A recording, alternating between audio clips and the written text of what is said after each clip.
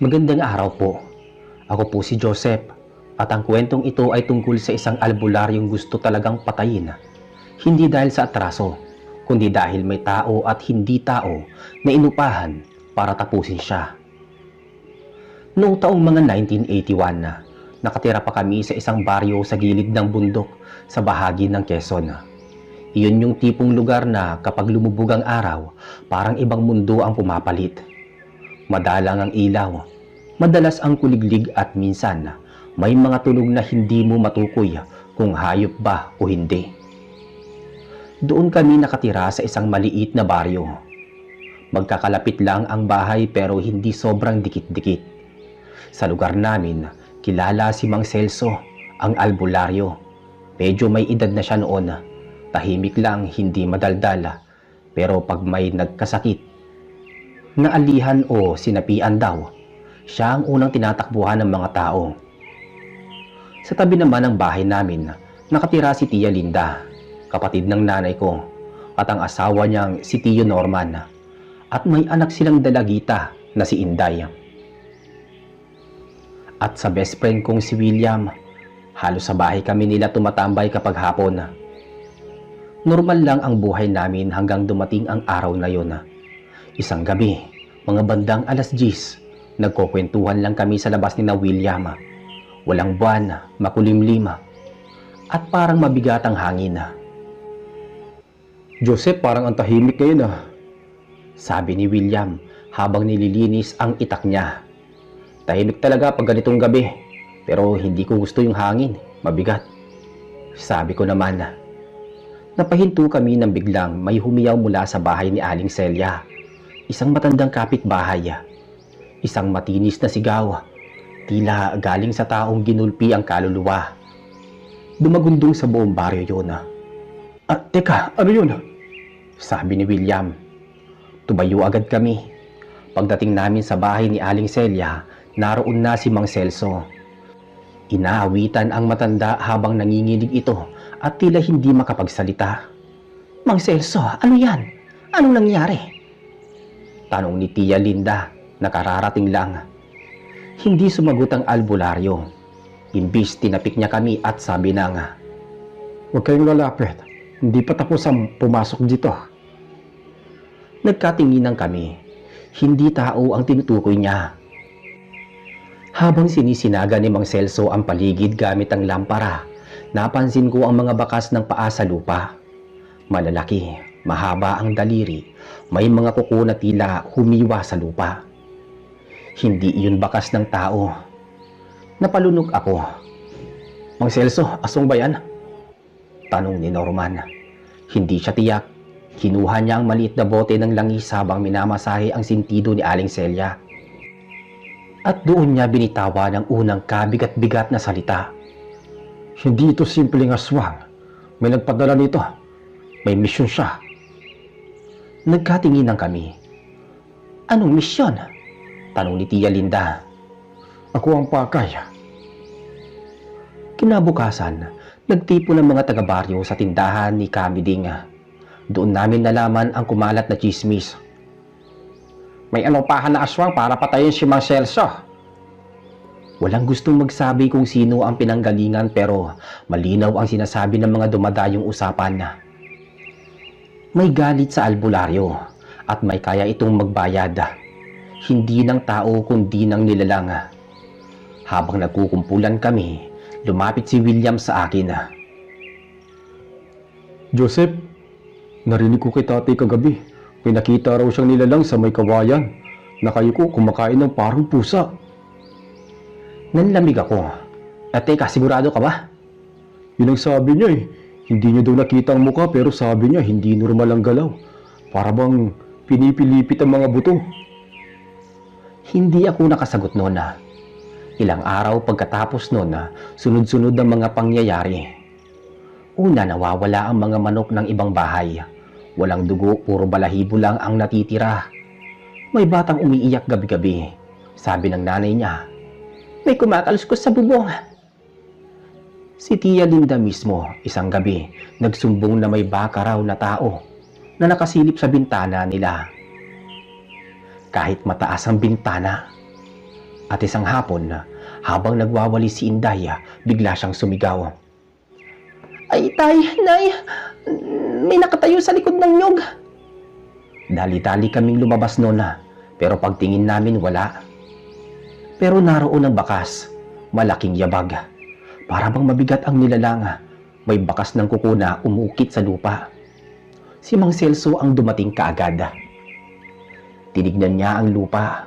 Tahimik siya hanggang sa nagsalita. Pusang ina, hindi isa, dalawa sila, sabi niya. Kinagabihan nagpalipas ng oras si Mang Celso sa bahay ni Tia Linda dahil doon daw malakas ang pakiramdam niyang may susunod. Kami nila William at Norman ay nasa sala. Si Tia Linda at Inday nasa loob.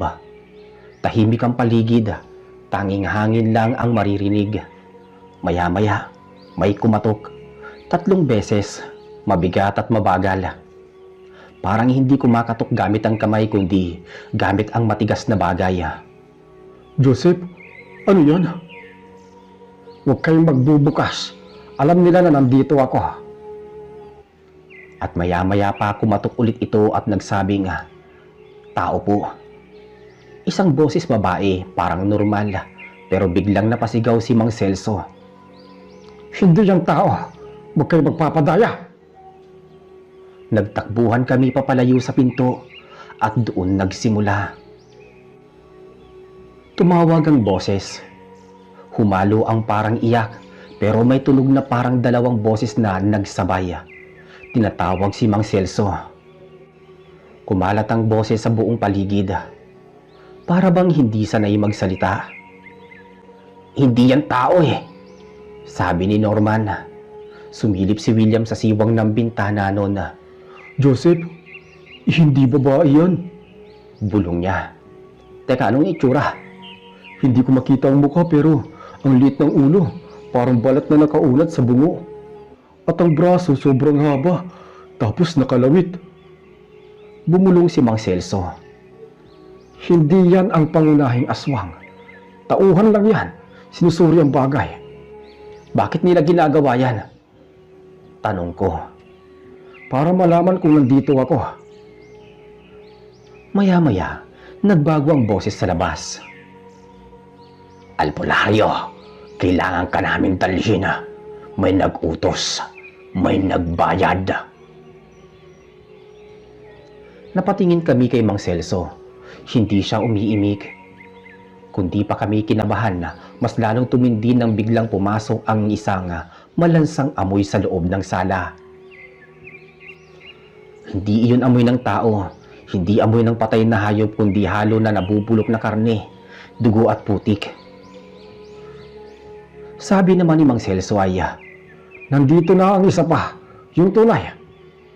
At may narinig kaming pagkatok muli. May naglalakad sa bubunga, mabigat, mabagal, parang nag-e-enjoy sa tunog. Si Inday napaiyak. Si Tia Linda yakap siya. Si William hawak ang itak. Ako nanginginig pero alerto. Si Norman nakadikit ang likod sa patera habang umiikot ang mata. At si Mang Celso kinuha ang bote ng langis. Inilapat sa sahig at nagdasal ng mahina. Bigla-bigla ay may kumalabog. Isang mabigat na hakbang sa bubunga. Ito ang sabi ni Mang Celso. Meron sa taas. Hindi rin basta aswang yan. Yan ang inupahan talaga. Yan ang papatay dapat sa akin. Hindi namin alam kung papaano nangyari. Pero huminto ang hangin sa labas. Tapos may malamig na hangin sa loob ng bahay. Kahit sarado ang lahat ng bintana. Para bang may humihigop ng init. Si William na pabulong. Joseph, pakiramdam ko. May nakatayo dito sa tabi ko. Hindi ko lang nakikita. Huwag mong pansinin, sabi ko. Pero hindi niya nasunod. Ayan na sila. Sabi ni Mang Celso at doon sa may bintana, dahan-dahang lumitaw ang isang ulo. Mahaba ang leeg, paputla ang balat, malalim ang mata at ang bibig hanggang tenga ang punit. Ngumiti ito. Direkta kay Mang Celso. Celso, sa wakas nakita rin kita. Nakatitig lang kami sa ulo na nakasilip sa bintana. Hindi gumagalaw ang katawan pero ang liig niya ay parang ahas na unti-unting humahaba. Yumuyuko at dumidikit sa dingding. Si William halos mabitawan ang itak. Si Tia Linda napasigaw ng mahina pero natakpan agad ni Norman ang bibig niya. Si Inday naman nanginginig sa paa habang nakayakap sa nanay niya. Ang nilalang hindi kumukurap, nakatuon lang kay Mang Celso. "Kinuha mo ang hindi mo dapat kunin, albularyo," sabi nito. Pilit ang salita, parang hindi sanay magsalita ng tao. Si Mang Celso huminga ng malalim. Hindi ako natatakot sa'yo. Humisi lang ang nilalang, tapos bigla niyang itinulak ang bintana gamit ang mahabang braso na parang butot balat. Tumilapo ng kahoy ng bintana. Pumasok ang amoy bulok na halos ikasuka ni William. Pinasok ng nilalang ang kalahating katawan niya. Ang dibdib niya ay payat pero mahaba ang mga tadyang na parang may sariling galaw. Yung mga kuko niya mahahaba, parang patalima. "Celso, halika na!" Bulong ulit ng nilalang. Hindi pa siya tuluyang nakapasok nang biglang humakbang si Mang Celso, hawak ang maliit na bote ng langis. Tinapik niya ang takip tapos hinagis diretso sa mukha ng nilalang. Umusok ang balat nito, parang sinisilaban. Bigla itong umatras sabay hiyaw ng nakabibingi. Parang dalawang boses na magkasabay, isang paus at isang malalim. Habang umaatras yung nilalang, yung leeg niya nagliliyad-liyad at parang pumupulupot pabalik sa katawan niya. Mabilis siyang naglaho sa gilid ng bahay noon. Tapos noon, tahimik kami. Halos sabay-sabay ang hingal. Meron pang isa. Pagkasabi niya noon, may bumagsak, isang mabigat na tunog mula sa bubong. Para bang may tumalon mula sa mataas. Si Norman napatingin sa taas. "Joseph, may anino," sabi niya. At doon ko unang nakita ang nilalang na pinakakinatatakutan ni Mang Celso. Nakaupo siya sa dulo ng bubong, nakahawak sa alulod. Matangkad, payat pero sobrang haba ng mga braso at paa. Hindi pantay ang pagkakaupo niya. Para bang baliko ang balakang. Ang ulo niya nakatungo, may mahabang buhok na dikit-dikit na parang basa ng dugo. Tapos, nakaangat siya ng ulo. Doon ko nakita ang muka, walang mata. Literal. Wala. Butas lang na halos umiitim sa loob. Ang ilong niya parang naipit. Halos wala na at ang bibig, lampas tenga ang punit. Tinawag niya ang pangalan ni Mang Celso. Hindi malakas ang boses niya pero ramdam mong buong-buo ang galit. "Joseph, hindi ko na to kaya. Huwag kang gagalaw. Para sa akin talaga tong nilalang na to." Hinawakan niya ang dibdib niya. Parang sinusuri ang hininga niya. Matagal ko nang alam na may gustong pumatay sa akin. Pero ngayon ko lang nakita ang inupahang demonyo. Gumalaw ang nilalang. Hindi naglakad, hindi rin tumalon. Parang dumulas pababa sa bubong na para bang hindi gumagalaw ang mga paa, kundi hinihila siya ng sarili niyang anino. Pagdating niya sa gilid, sumabit ang mahabang kamay sa bintana. Tumaas ang ulo, nakangisi at sinabi nitong, "Ang nagbayad sa akin ay kaibigan mo." Napatigil si Mang Celso nang marinig yun. "Hindi mo alam? Kaibigan mong matagal mo nang pinagkakatiwalaan. Siya ang nag-utos na tapusin ang buhay mo." Si Tia Linda naman napahawak sa bibig. Si Norman napatingin kay Mang Celso. Si William napamura ng mahina. Ako, hindi ako nakagalaw. Parang bumagal ang hangin sa paligid noon. Si Mang Celso hindi makagalaw pero nakita ko ang pag-igting ng panga niya. "Sino? Sino?" Tanong niya. Umangat ang nilalang. Dahil iyon mismo ang sandaling bigla na lang pumasok ang nilalang sa loob ng bahay. Dumiretso kay Mang Celso sa bilis na hindi pagtao. At doon nagsimula ang totoong pag-atake. Pagpasok ng nilalang sa loob ng bahay, halos mabuwal si Tia Linda sa lakas ng hangin na sumabay dito. Parang may humigop ng lahat ng lamig sa buong paligid.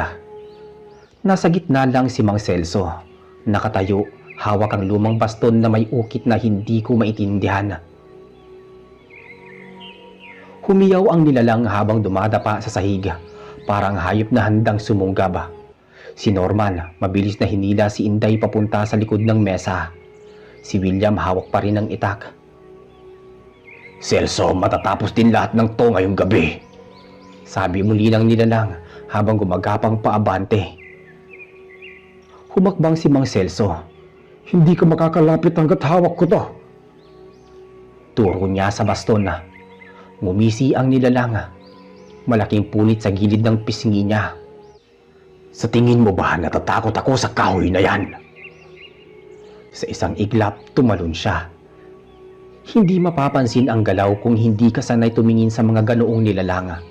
Tumalon siya ng parang walang bigat, diretso kay Mang Celso. Sumalpok ang katawan neto sa baston pero parang bakal ang tunog, hindi kahoy. Nalaglag si Mang Celso pero mabilis siyang tumayo. Ang nilalang na paatras ng konti pero agad ding gumapang ulit paabante. "William, gumalaw ka naman!" sigaw ni Norman. Pero si William nakatulala lang. Hindi ko alam kung dahil sa sinabi ng nilalang na tungkol sa tatay niya o dahil sa takot mismo. Si Tia Linda naman umiiyak. "Celso, anong gagawin natin?" sabi niya. Walang lalabas ng bahay. Kapag lumabas kayo, mas madali kayong gagalawin ng isa pa. Narinig namin ang matinis na tawa mula sa dilim ng labas. Yung unang nilalang na pinalayas ni Mang Celso. Nandiyan pa pala yung kapatid niya sa labas. Biglang dumapo ang nilalang sa dingding. Parang butiki. Nakadikit ang buong katawan niya. Baliko ang likod at nakabuka ang bunganga. "Tatapusin na kita, Celso." Bumuga siya ng hangin na parang bulok na hininga. Umusok ang ilaw sa lampara. Biglang dumilim ang kalahati ng bahay. Tapos sabay-sabay kaming nakarinig ng mga yabag mula sa likod bahay. Mababagal at mabibigat. Napamura si William. "Joseph, may dumarating pa." Hindi na kami nakagalaw. Sumilip si Norman sa siwang ng dingding. Tumaas ang balikat niya sa takot. Napalunog si Tia Linda. Teka, baka kapit bahay lang," sabi niya. Umiling si Norman. Hindi na makatingin sa amin. "Hindi, ako mismo ang nagsasabi. Tatay ni William yon." Para kaming nakuryente. Si William naman napaatras. Ano sabi mo? "Si Mang Eduardo papunta rito, pero hindi normal ang lakad niya." Nagpabalik-balik ang tingin ni Mang Celso sa nilalang na nasa dingding at sa pintuan. Pinaghahandaan na nila ako. Hindi pa man siya nakatapos magsalita. Bumukas ang pintuan sa likod. May kamay na tumama sa kahoy, isang mabigat na suntok. Sunod-sunod yun na 3 beses na malakas. William, anak, pagbuksan mo si tatay. Tawag ng lalaki sa labas. Mahinahon yun. Kumunot ang noo ni William. Tay, anong nangyari sa'yo? "Anak, may kailangan tayong ayusin." Napatingin kami kay Mang Celso. Nakahawak siya sa baston.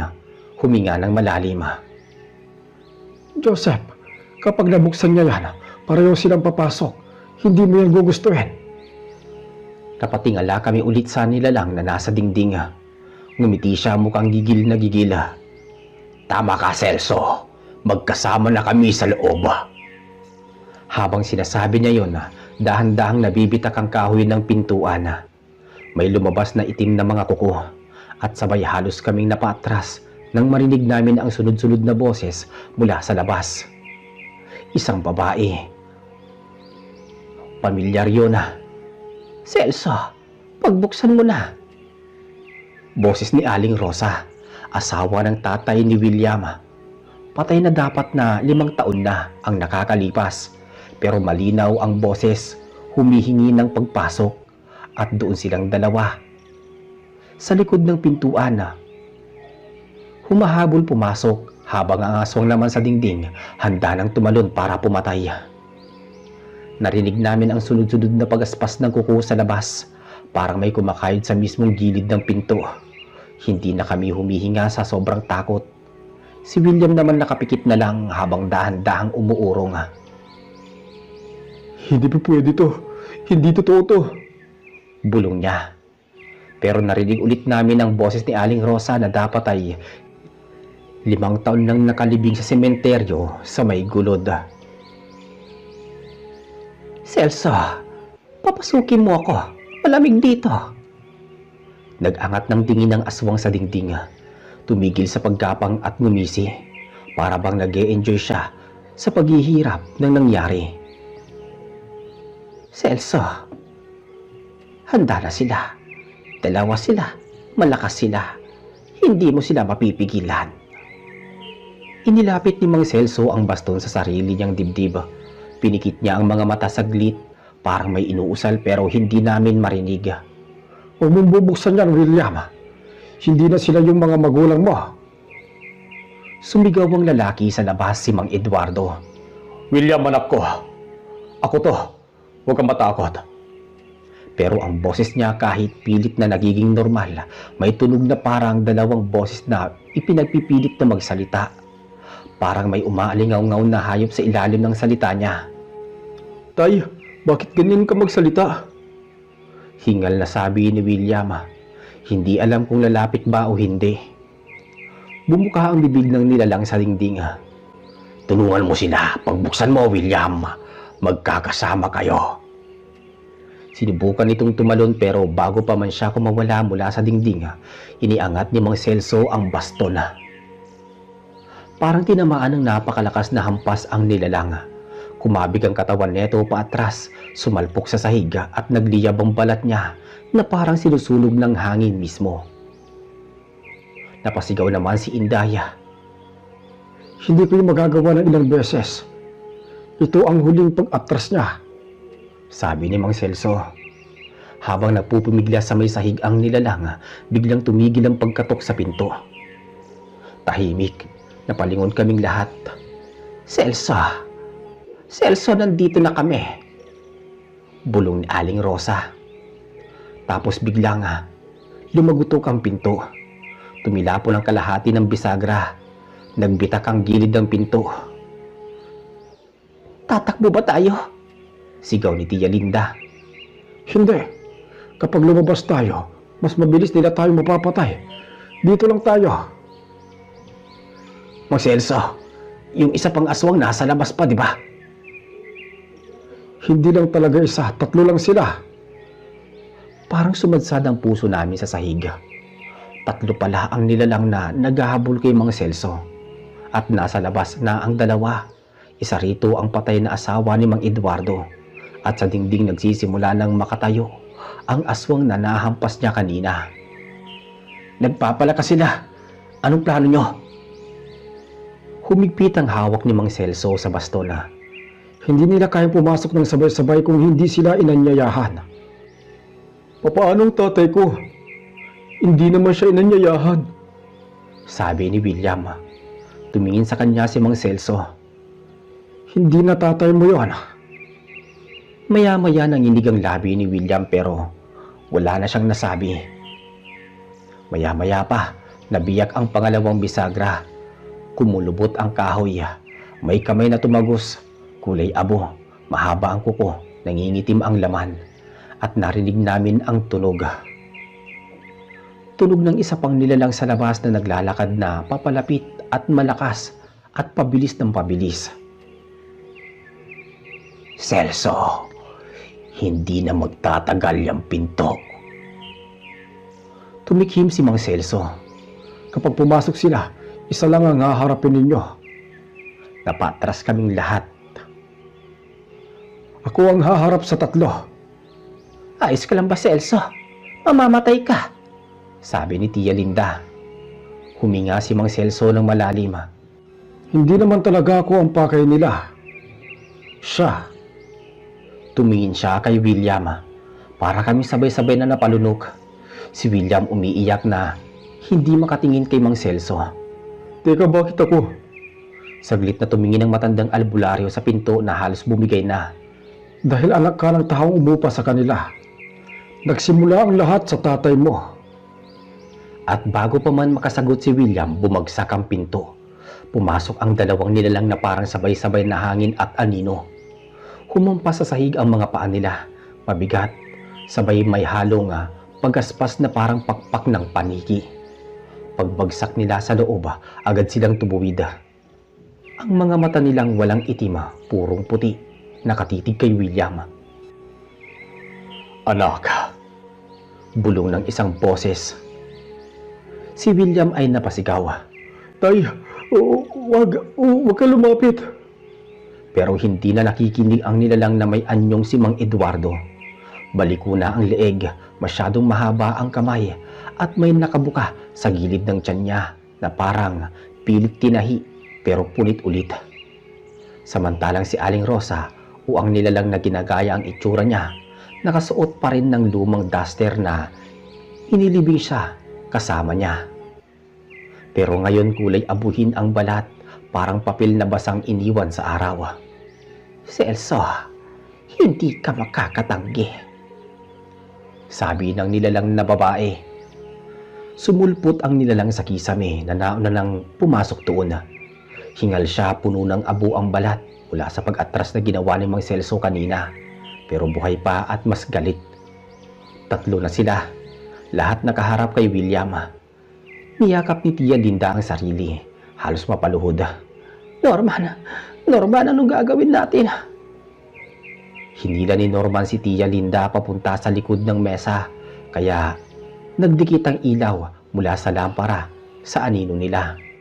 Maya-maya pa, Lumapit kayo sa akin. sabi ni Mang Celso. Tumalikod siya saglit kay William. Huwag kang aalis sa pwesto mo. Kapag tumakbo ka, mauubos tayong lahat. Tumango si William kahit nanginginig. Humakbang ang tatlong nilalang. Ang unang kumilos ay si Mang Eduardo o ang nilalang na humiram ng balat niya. Inangat nito ang braso. May kulay abo na kuko na mahaba, kalahating dangkala, tapos bigla siyang umatake. Pero humarang si Mang Celso, itinapat ang baston. Nagkaroon ng pagsabog na tunog, parang dalawang bato na pinagdikit ng mariin.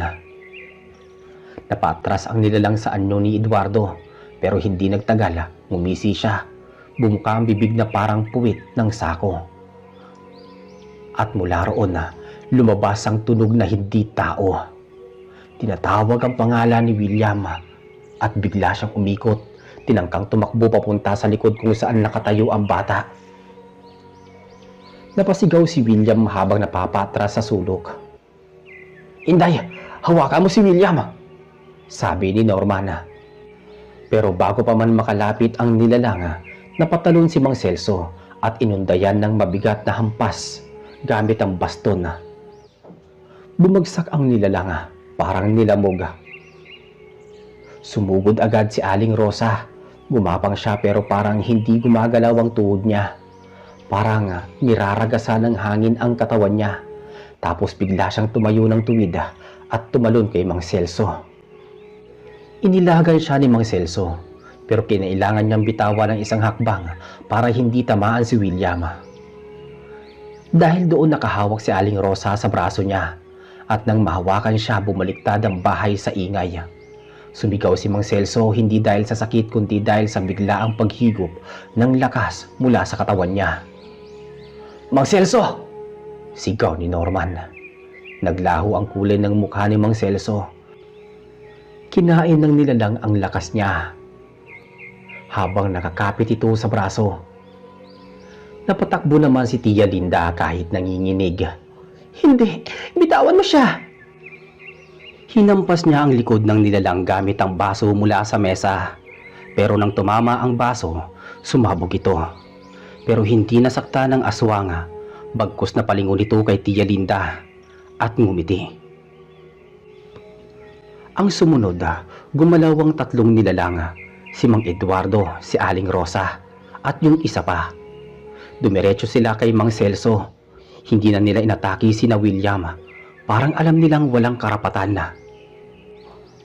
Tanda, sabi ni Aling Rosa. Bitawan mo yan. Hindi nyo kayang pigilan ang panawagan. Tumahimik ka, Rosa. Sabi naman ni Mang Celso. Tinawag niya ito sa tunay na pangalan. Parang sinasadyang insultuhin. Sunod na nangyari ay mabilis. Pumalo si Mang Eduardo gamit ang malaking kuko. Tinamahan ang basto ni Mang Celso. Nagbanting ang tunog, pero hindi nabasag ang baston. Sa halip nagpalabas ito ng alon ng hangin na tumulak kay Eduardo palayo. Parang tinamaan ng napakalakas na hangin. Sa gilid, sumugod ang batang nilalang. Mabilis, parang aso. Pero sinipa ni Norman sa tagiliran. Bagsak ito sa dingding. Naghiwa-hiwalay ang mga buto bago muling umayos. Sumigaw si Tia Linda. Celso, paano to tatalunin? Tumakbo kayo. Sigaw ni Mang Celso. Umuga ang buong bahay. Isang galaw lang ng dambuhala pero sapat para gumuhit ang bitak sa sahig. Nang humakbang siya papunta ulit kay William, napansin namin na hindi niya tinitingnan sina Celso. Hindi niya tinitingnan ang labanan. Si William lang. Lahat ng galaw niya para kay William lang. Sa akin ang kaluluwa mo, sabi ng dambuhala. Nung ipinangako ka pa lang ng ama mo, nakatala ka na. Hindi totoo yan. Hindi ko alam yan. Ano bang sampa yun? Sabi ni Indaya. Hindi ko kayang ipaliwanag ngayon, pero kailangan nating mabuhay muna. Nilakasan ng dambuhalang nilalang ang hangin. Iginalaw niya ang braso at sa isang iglap, bumukas ang isang malaking anino sa likod niya. Hindi pinto, hindi butas. Parang bunganga na gawa sa dilim at apoy. Kumikiskis ang hangin, parang may sinisipsip. At doon niya gustong dalhin si William. Panahon na, bulong ng nilalang. Sinubukang tumalo ni Norman at sapakin ito, pero tumama lang siya sa parang pader ng hangin. Pumagsak siya kaagad, nawala ng hininga. Sandali lang. Sigaw ni William halos malunod sa takot. Ano ba talaga ang gusto mo sa akin? Tumigil ang nilalang, umiling. Di ko kailangan ang sagot mo. Umabot mulit ang kamay niya. Pero bago dumikit kay William, sumabog ang ilalim ng sahig. Parang may umalpas mula sa loob. Isang bagay na hindi namin inaasahan. Isang boses na hindi amin. Hindi ka pa pwedeng kuhain. At mula sa basag na sahig, may umahon na isa pang nilalang. Medyo maliit, mas maputi at may hawak na tansong umiilaw. Nakatingin ito diretso sa isang nilalang na malaki at ang sabi niya, "Akin muna ang bata." Ang maliit na nilalang mula sa basag na sahig, hawak ang tansong umiilaw, tumayo sa harap ng dambuhala. Hindi na nag-atubiling umatake ang dambuhala. Itinaas ang kamay para kunin si William pero mabilis ang maliit na nilalang. Tumalon na, umatras at tinusok ang tansong umiilaw sa dibdib ng nilalang. Humuli ng isang malakas na sigaw ang dambuhalang nilalang. Parang nagpasabo ng apoy at usok sa loob ng bahay. Napatalon si Mang Celso at inilapit ang baston sa liwanag.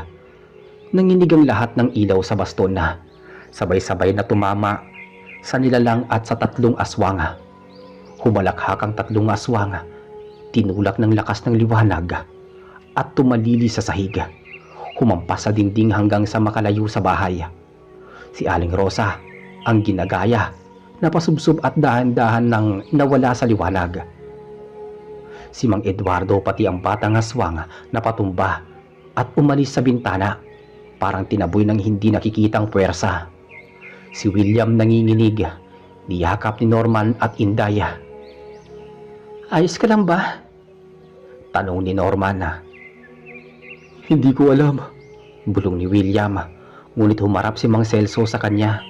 Hinawakan ang balikat niya.